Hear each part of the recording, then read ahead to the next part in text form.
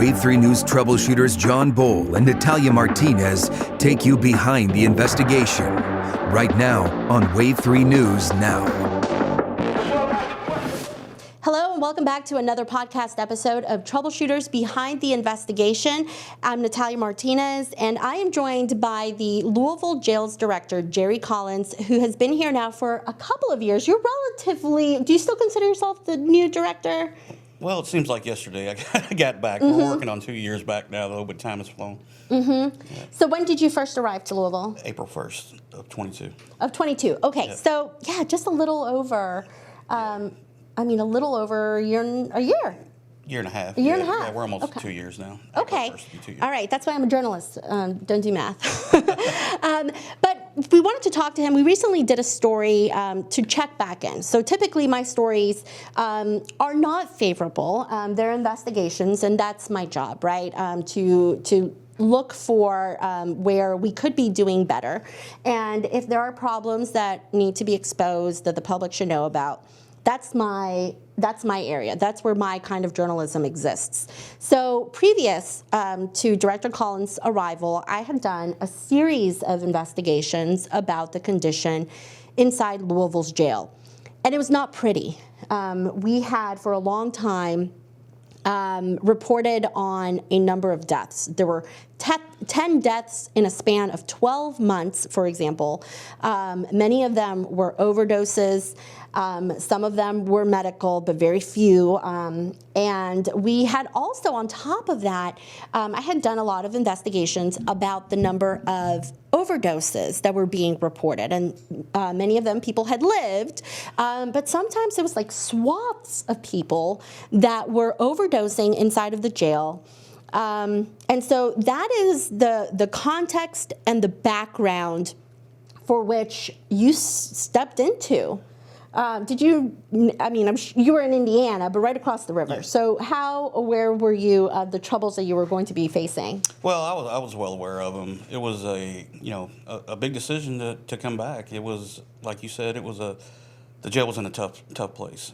There was a lot going on. Seemed like there was deaths every week, and of course we was watching that. I love Metro Corrections. That's where I grew up at and retired from originally, and I made the decision in about 3 days to come back, when I got offered. So I had to make a decision, but I always had an idea of what I wanted to do. If I ever got that job, never thought I would get that job. So it was kind of like, got that opportunity. Now you got to put your money where your mouth is. And you had your work cut out for you. Yep. There were a lot of questions that I had, and I won't pepper you with questions about this, but I can tell you from my background and my experience previous to Director Collins' arrival, the administration at the jail was not a fan of mine. And there were a lot of things, a lot of problems that I thought I didn't understand why they were not being addressed. Many people who I had interviewed on and off the record, officers included, corrections officers included, they would come to me and say, hey, I found notes from people talking about the drugs that they were selling. And I took this to my supervisor, and the supervisor took the note, crumbled it up, and threw it away. Things like that. I had several whistleblowers come to me, people inside the jail who said, I've never done drugs before until I got in the jail. So one of the very first things that you said you wanted to address was the drugs. So what were your immediate things that you started addressing? Well, we had to examine, first of all, we had to admit the problem. There was drugs everywhere in the jail. So we kind of had to do it twofold. We had to put a tourniquet on folks dying. So we was one of the first jails to really institute Narcan in every dorm in the facility. And that was really just to put a tourniquet on what was going on. Then we had to address the problem. One of the problems was we, at the time when we got back, there was no intelligence officers. They never filled the position. So we expanded that unit 4 times. We put 4 intelligence officers on there. So we started finding out how and where the drugs were coming in at. So that was a big one. And, we had to expand some technology. And then we really had to, some of the things you said, change the culture of the staff, and the folks that were incarcerated in there. The staff was in a bad shape as far as mentality, like some of the stories you're saying. And we had to put security and safety first, and that's what we did right away. And we really started.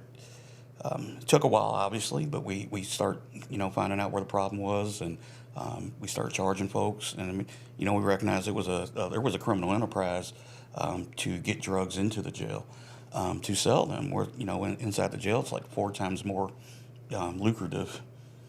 That when you told me that, I recently went back and I called Director Collins and said, can we come inside the jail? And you said, okay, let's do it.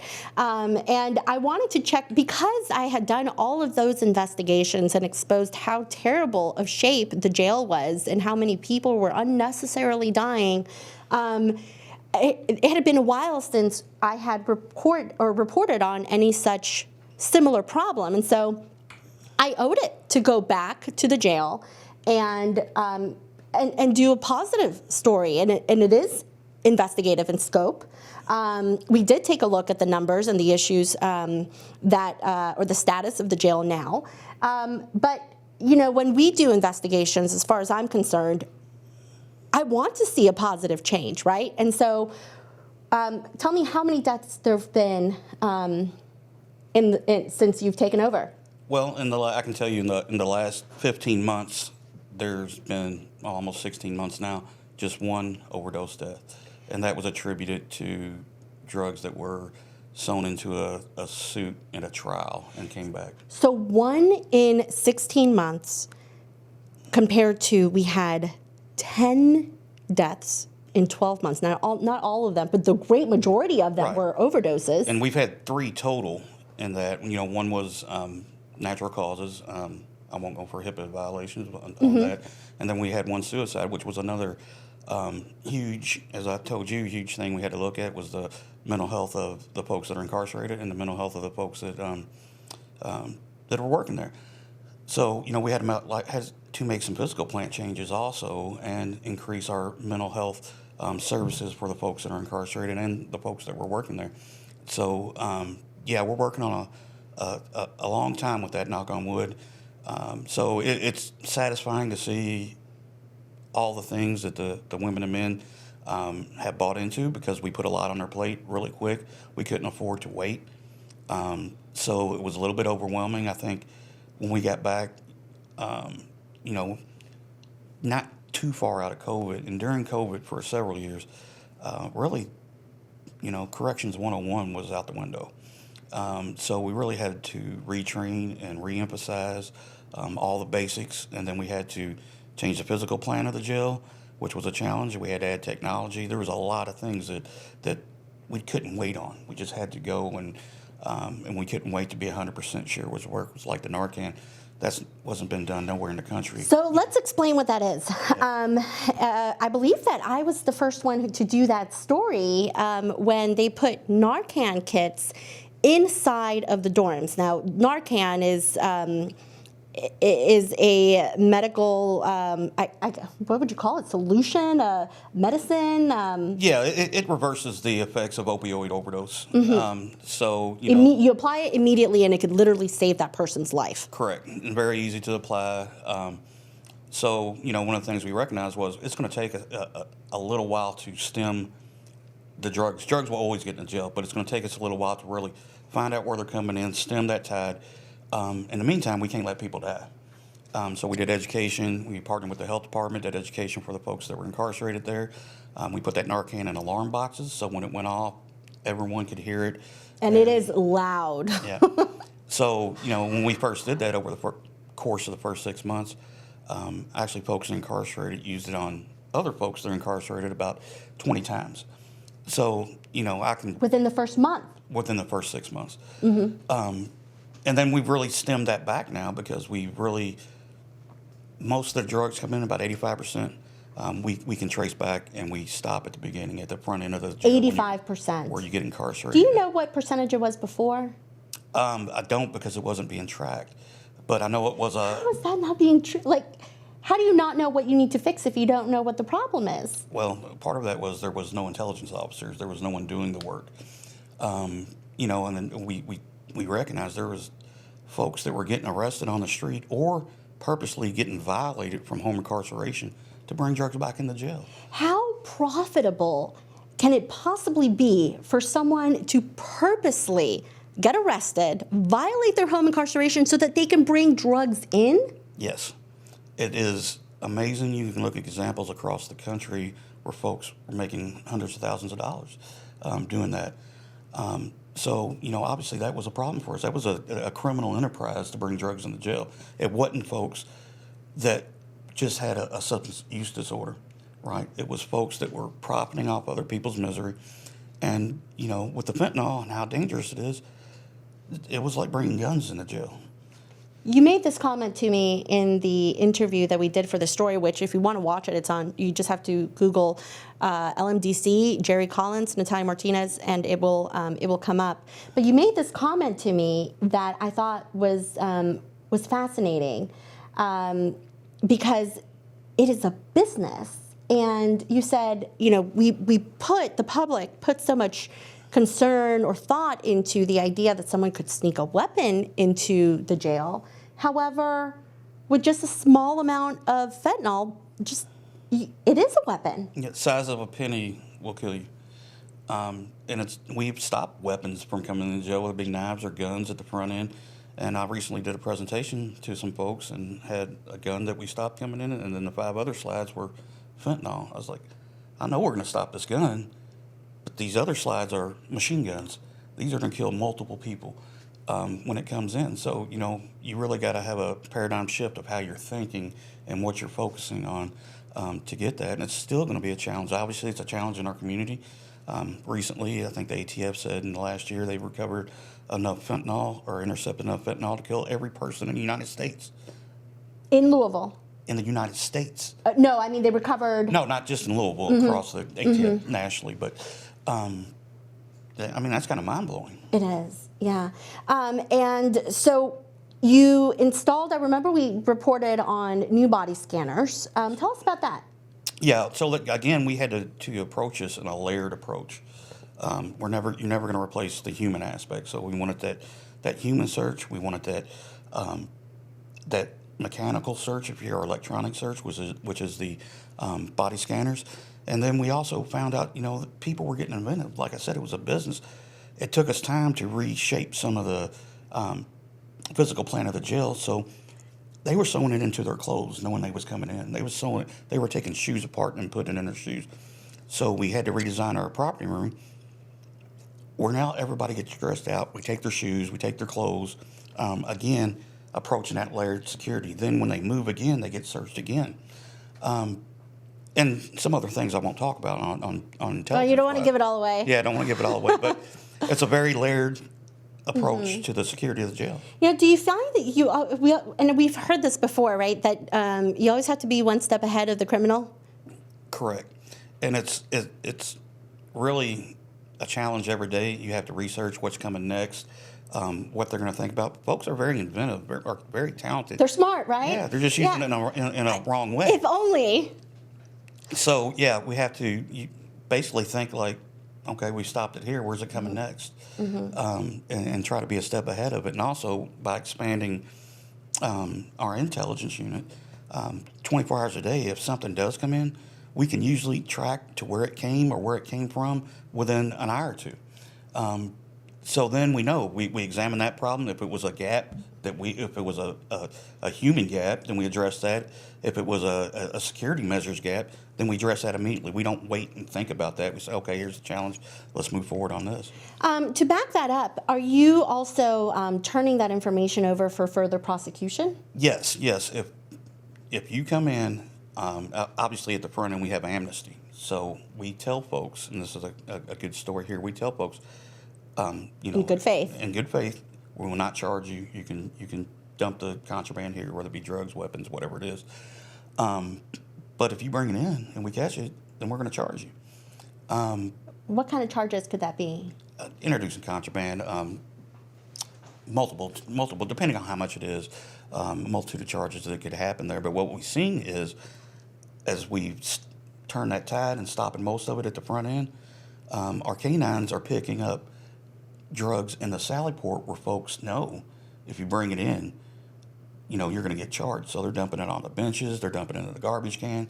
So we're sweeping that with canines also. And that was another layer of security, is getting our canine units started and really having them in there searching on a regular basis. And hey, dump it all in the salad court, right? That's where we wanted it. Yeah, don't bring it in. Yeah, that's where we wanted it. I'm worried about the safety of my staff and the safety of folks that are incarcerated. So, I know the drug problem in the community. I can't stem that. We can all contribute to trying to help folks with that, with reentry things from the jail standpoint. But I don't want it in my facility. I want to keep folks safe as I can. It's always going to be a challenge. Yeah. Everyone, we probably all know someone with a substance use disorder. And those folks I want to help. The folks that are bringing it in for a profit off someone else's misery, that's the folks I want to prosecute. To switch gears on you a little bit, because the way the language that you use, I'm listening to you, a substance abuse disorder, I don't know necessarily that if I spoke to a lot of directors of jails outside of Louisville, we would hear that kind of language.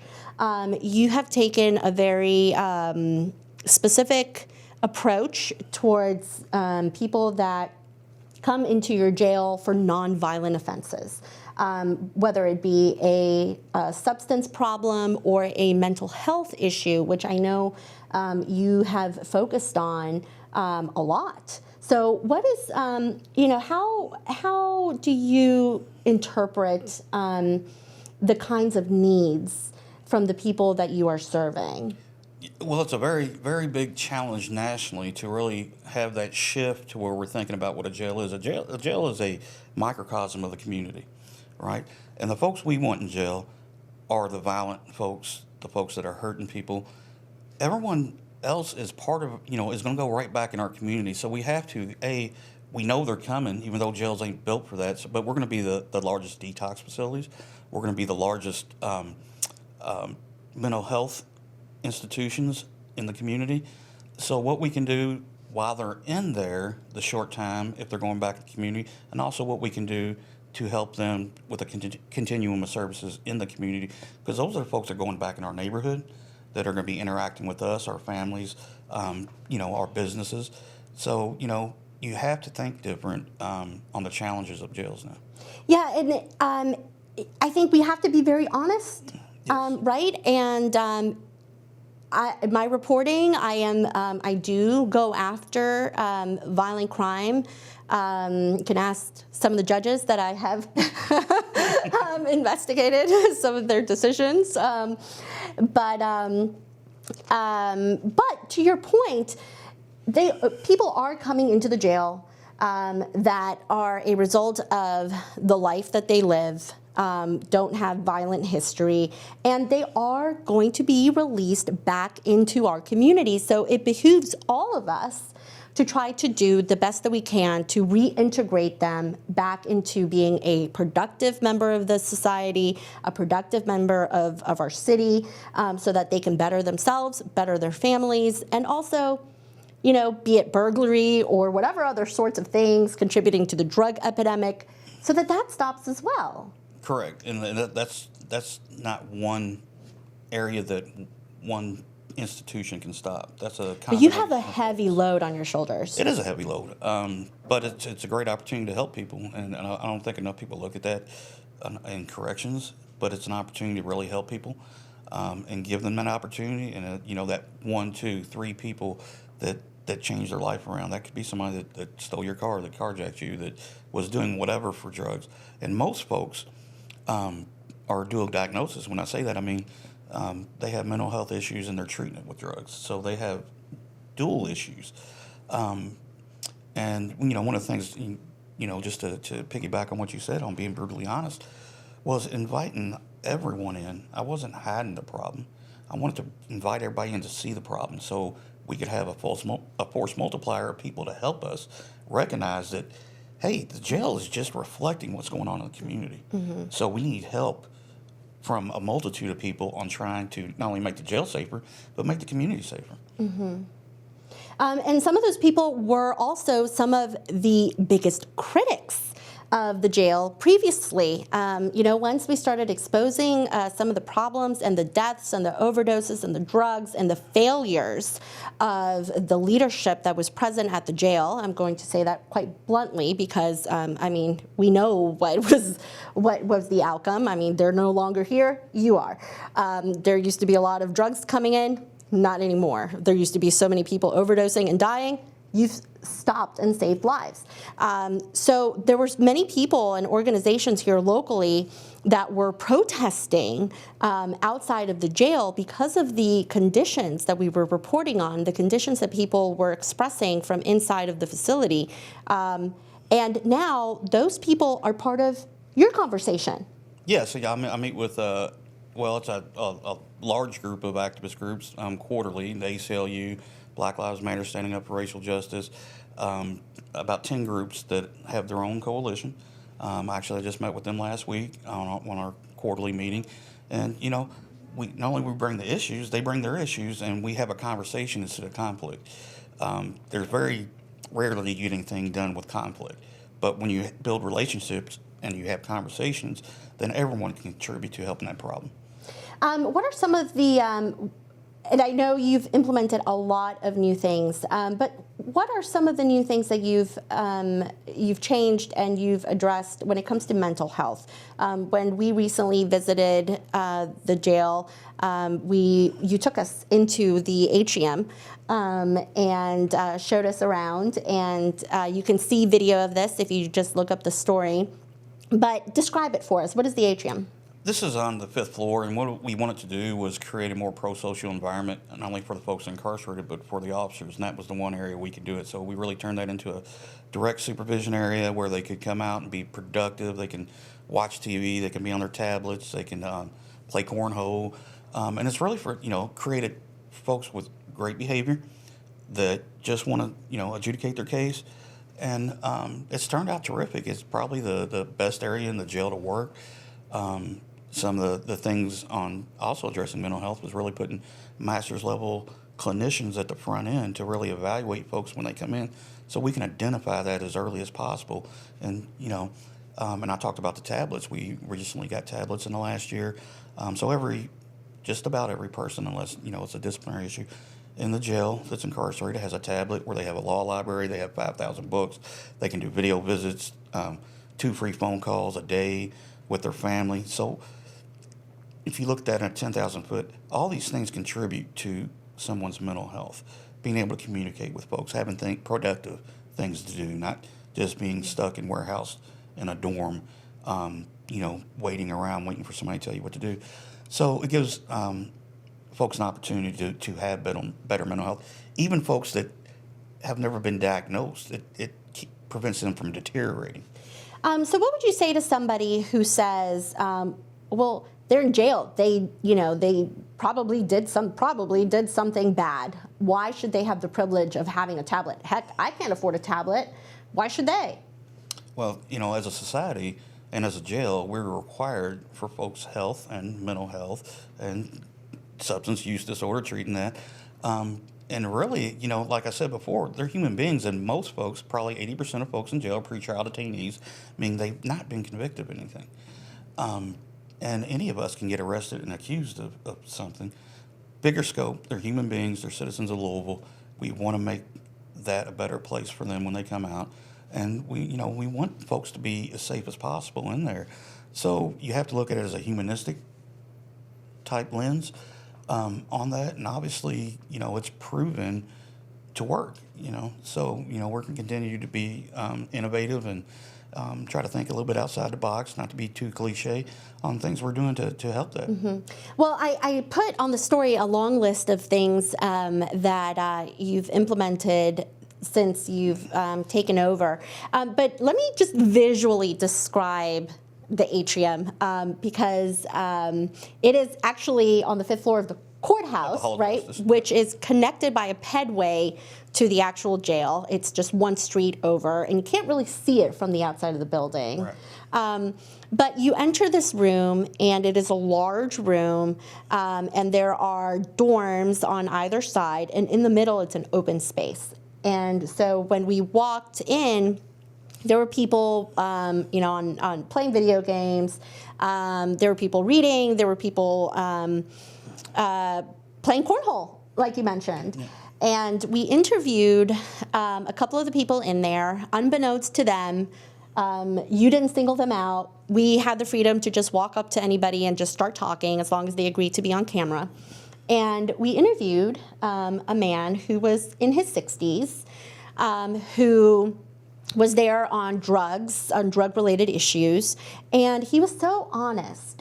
He said, I have been on my own. He didn't say it as an excuse, but he said, I've been on my own since I was a kid. I made a lot of mistakes. I made a lot of bad choices. My life really didn't turn out the way I wanted it to. But being here has kind of he told me it readjusted the way that he thought about his future, and it made him think like, well, maybe I do have a future. And taking him out of that confined, stereotypical jail setting changed his approach and did so much for him that he has now, he seemed to be invigorated to be productive as a part of the society, to leave that behind, to get treatment. He said he was getting treatment at the jail, and he told us that when he got out, that was going to be part of his plan because he feels he's in such a good place. And a large part of that, he told us, was because he was in the Atrium with the freedom to interact with other people. He felt dehumanized, being confined in a cell as a criminal, and it just did something to his brain. Being in the Atrium changed that. Yeah, and that's really, a direct supervision model is the best model that you can have for a jail on supervision. So what is direct supervision? That means the officers are in the area where they're living with the folks that are incarcerated. It creates a pro-social relationship, not only with the officers, but with other folks that are incarcerated. As you've seen, when you have that freedom to interact, when you have that freedom to do things, maybe just get in a corner, have a peace of mind, read a book, and you ain't in that confined space with 24 other individuals, it makes a difference. I mean, and you can feel the difference as you did, as opposed to another area where it's confined and whatnot. So, anytime you can create that, whether through programming or just, in that case, a supervision model, you have to take advantage of that, and it makes a big difference. It makes it a lot easier on the folks working there, too. And I asked you this when we were inside the Atrium. I said, well, does being in that open setting, surrounded by, being outnumbered by several of the inmates, does that create a more dangerous situation for the officers that are there, or a less dangerous situation? And your answer was less. Yeah, it's definitely a less dangerous situation. Like I said, not only the folks that are out there that are incarcerated interacting, but it humanizes not only the person that's incarcerated, but it humanizes that officer. There ain't a wall between you. There ain't a window between you. You're having those conversations. You can interact with someone as a human, not as a jumpsuit or a number. And that literally is the best place to work. Do your officers enjoy it? Oh, yeah. You get out there, you interact. It's easier to supervise. You have a lot. We almost have 0 incidents over there. We maybe had 1 incident since we started doing that over there, because folks want to be in that area and want to live in that area. It's an incentive. Yeah, it's an incentive. And, that's an incentive for officers, too. There's a lot less trouble. You have folks that want to be there. Or, while nobody wants to be in jail, I don't think, very few people. But the folks that are in jail, they want to be in, living like that. Yeah. So can I ask you about the kinds of treatments that you are offering, like the kind that we interviewed another inmate who was a younger guy. He was a father. He had a daughter and a son. He said his daughter, I asked him, what do you hope, where do you see yourself in 5 years? And he said, I hope that I'm walking my daughter down the aisle. And I said, well, what do you hope your kids will gain from your recovery? And he said, I hope that that I can show them that they don't have to make the same mistakes that I did. He was a normal guy, husband, father, loving father, who had a drug problem, did well for a while, relapsed, and then it ended up, to criminal charges and being arrested, and he was at the jail. Yep. But he told us what had really benefited him was a program that he was signed up for that helps people recover from drug use. So tell me about that. Yeah, we have multiple programs, and we want to have kind of like wraparound service with that. So the program he was in is not only a substance use disorder program, but also during that they have structure through the day. So they learn life skills, they learn the alternative to criminal thinking, they learn about the families that you're not the only one getting affected about this. Your family is. So all the programs we have tried to be a wraparound. So we have, that program, which is, they're structured for 8 hours a day doing that. They have rules that they enforce themselves. And I don't mean that violently, but they hold each other accountable. That's a big one. They learn about accountability. Mm-hmm. All right. We have that for a multitude of programs, including our veterans program, where they learn reentry skills. They have mental health treatment. For whatever it may be. So we owe that to our veterans. So we put a veterans dorm together to do that also. So we're going to add to those. In this next year, we've got a pilot going on right now. We're going to do. So you heard it here first. Mental health evaluations and restoration, which you guys might have did a story on the backup at KCPC. How long it takes someone to get restored or evaluated. So we're doing video evaluations, and we're going to be the first jail in Kentucky, one of the only ones in the country, that are actually going to be able to do restoration, which is going to cut a wait time down from a year to get to KCPC to a matter of weeks. Okay, so what is KCPC and what does restoration mean? That's the Kentucky State Psychiatry for Corrections. So if I go to court and the judge and the prosecution and the defense decide that you need to be evaluated for your mental health, being able to stand trial, that's an evaluation, right? So after evaluation, the evaluation determines whether you need restoration, you need treatment to be restored to be competent. So there's two parts, but KCPC serves the whole state, Jefferson County being the biggest customer. So there's a large waiting list. So if someone gets stuck in jail waiting for a bed at KCPC, what we'll be able to do is a large group of those folks, or percentage of those folks, will be able to not only evaluate but restore in the jail, mm-hmm. which will allow them to adjudicate their case and either move the process along. Move the process along, mm-hmm. so you ain't sitting in jail. Yeah. And people also, and on the flip side of that, people who may have been victimized are also not having to wait for that process to happen because it delays the legal system as well. Yeah, absolutely. So it's a win-win-win. We partner with KCPC and other folks, and we're really trying to be really innovative on that. And it keeps people that's just lingering in jail, waiting for a bed, where in a lot of cases, the case they was waiting on, they would have never served that much time just waiting to get evaluated. That is crazy. Yeah, it is. Okay, so let me ask you about this, the veteran specific approach and services that you've created.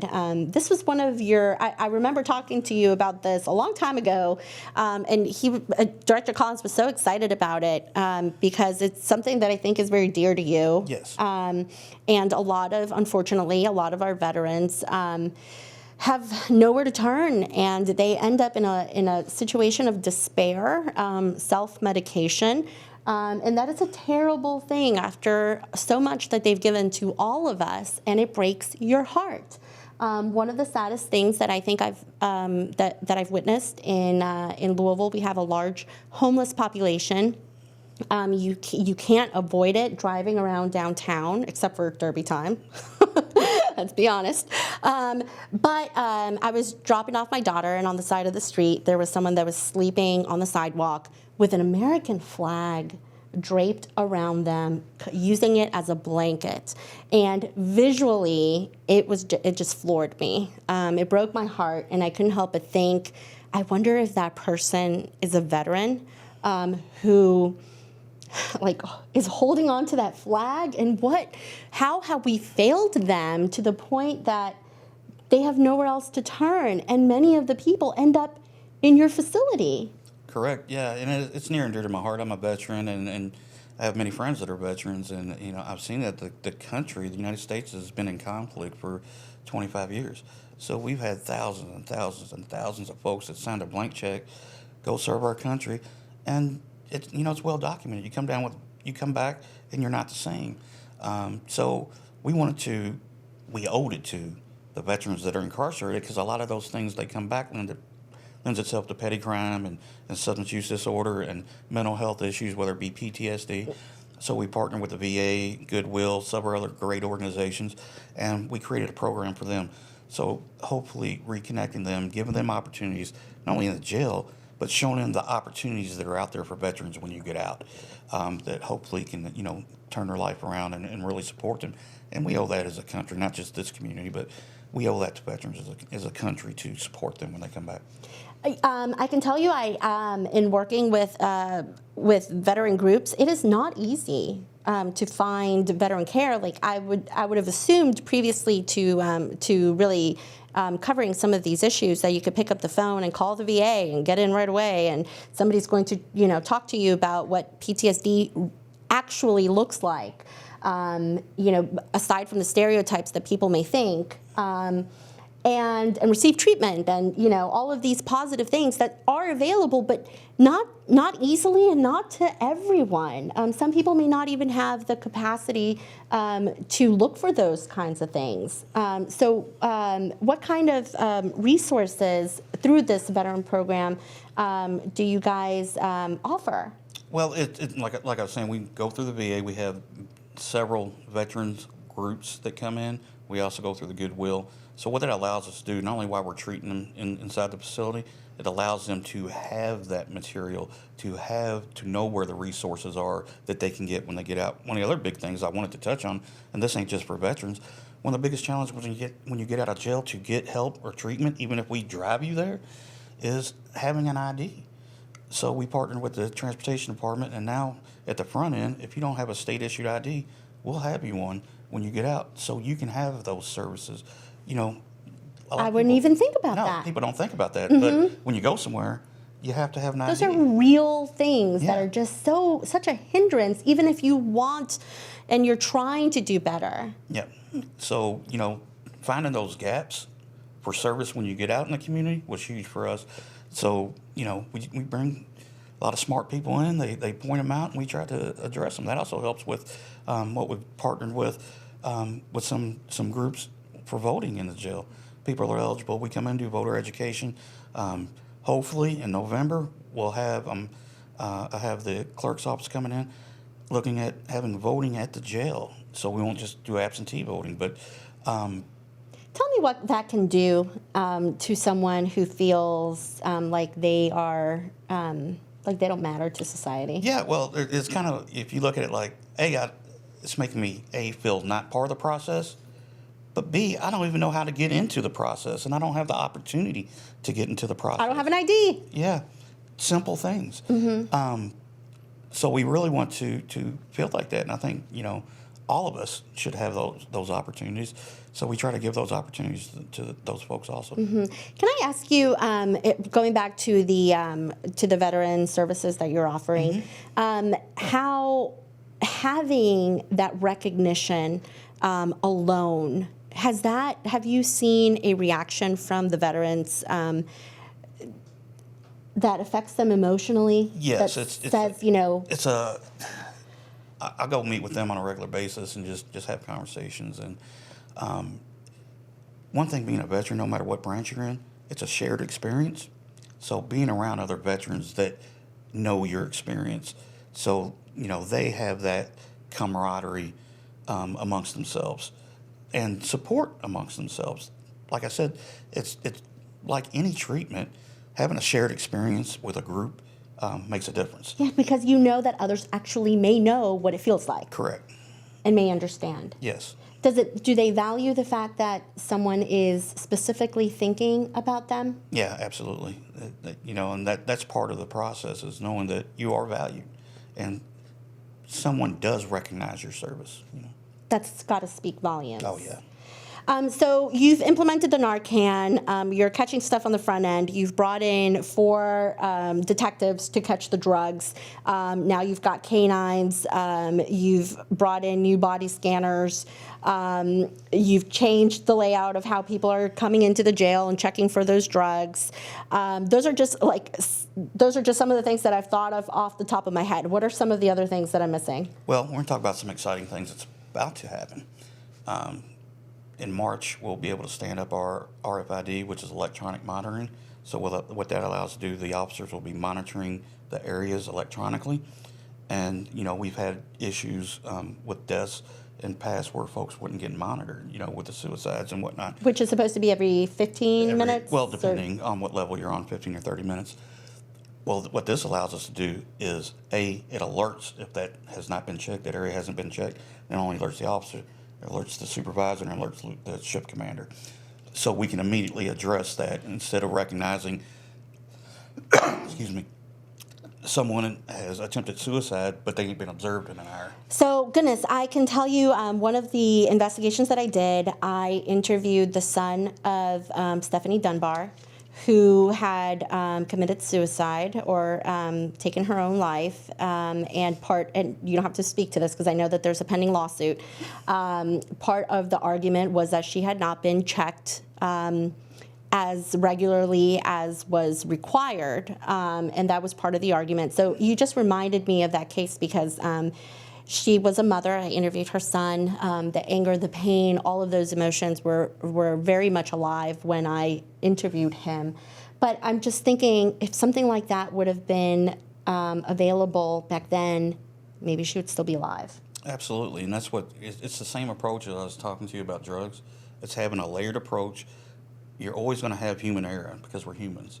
So you layer that approach for observations, and you supplement that and make a force multiplier electronically. And then those areas that wasn't an observation, that just brings me to some other things, are putting cameras in those single cells and those holding areas. We did that also. We added like 200 cameras in single cells. The other exciting thing will be this year, and we've already closed the deal in the contract. Is called vital monitoring. So in those single cell areas, there's actually technology that monitors your vitals. So if you go too high or too low, it's a visual and audio alert to not only the medical staff but to the security staff to say, hey, something just happened that is bad. Where did you come up with this? Now, that I did, and I surround myself with smart people. They go out, they find these things that are happening. And this is a Kentucky company that's started only in Kentucky with some small jails. One of my majors that's over these projects came back and said, hey, this could be a game changer. I said, yeah, that is a game changer. Let's do it. So, we put in for it. So we'll have our first phase, I think we're going to have 225 cells. Then next year we'll put another 100 cells and holding areas in there. And those are just things that are, like I said, I keep saying this word, force multipliers, that are allowing us to keep people safe. And you take away some of those gaps, whether it be human error, or medical error, or whatever it may be. It allows us to close those gaps and really be responsive and effective in keeping people safe. So I understand that you've gotten interest from other facilities across the country asking you, what else are you guys doing? How does this work? Can we possibly apply this? How have other jails reached out to you? Yeah, one of the things we do, and really, we had some jails reach out nationally, but one of the things we wanted to do, and I'll go down there tomorrow and meet with Fayette County, but meet with local jails around us, Oldham County, Fayette County, Bullitt County, and really share ideas on, hey, what challenges are you seeing? Because folks might get it first, right? So, Fayette has jumped on vital monitoring. Scott Coven, which is the director at Fayette, is an old Louisville guy that I've known for 25 years. So we meet together, share those ideas, look at some of the things that are being innovative, done in their facility, in our facility, and other facilities, and really, try to steal the best ideas we can.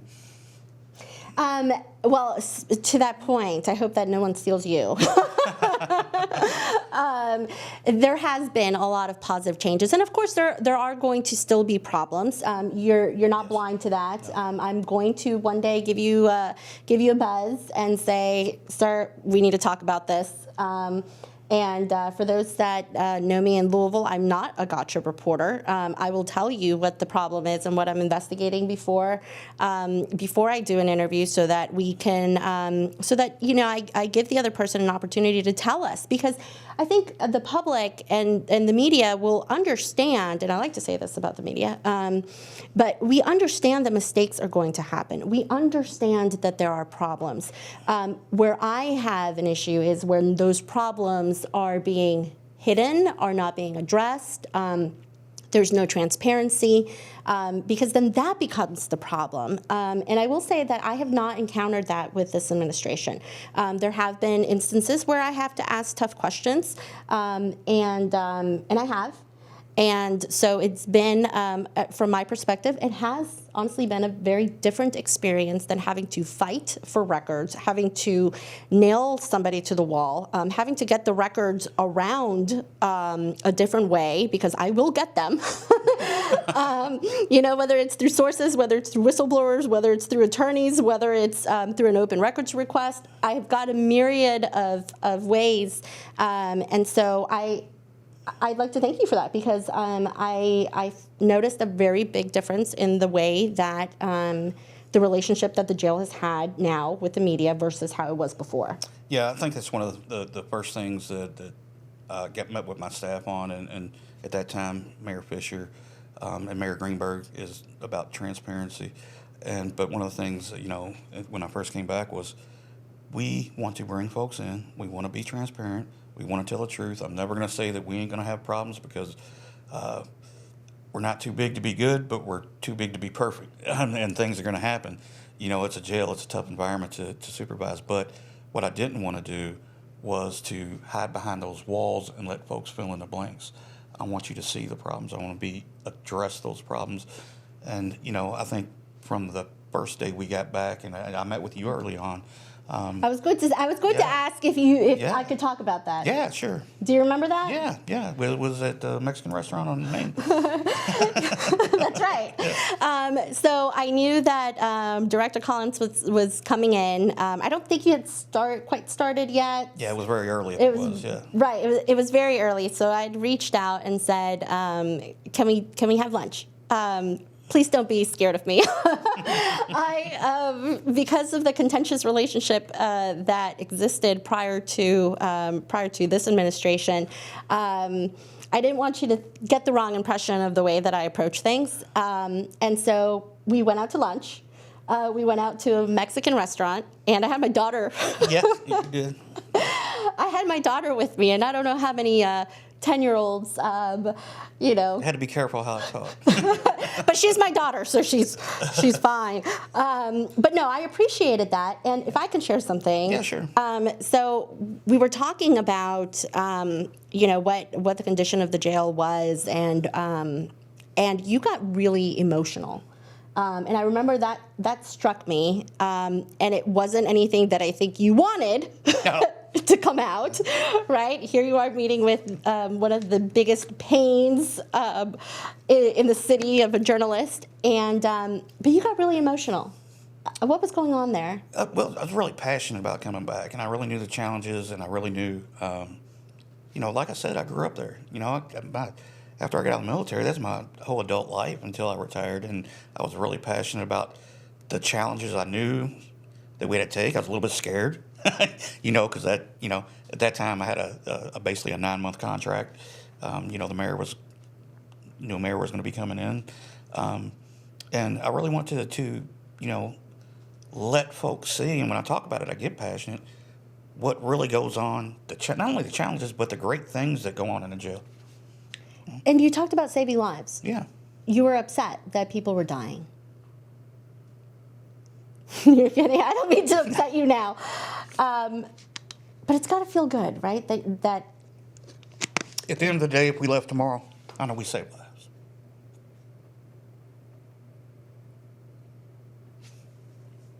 That's huge. Well, I didn't mean to make you.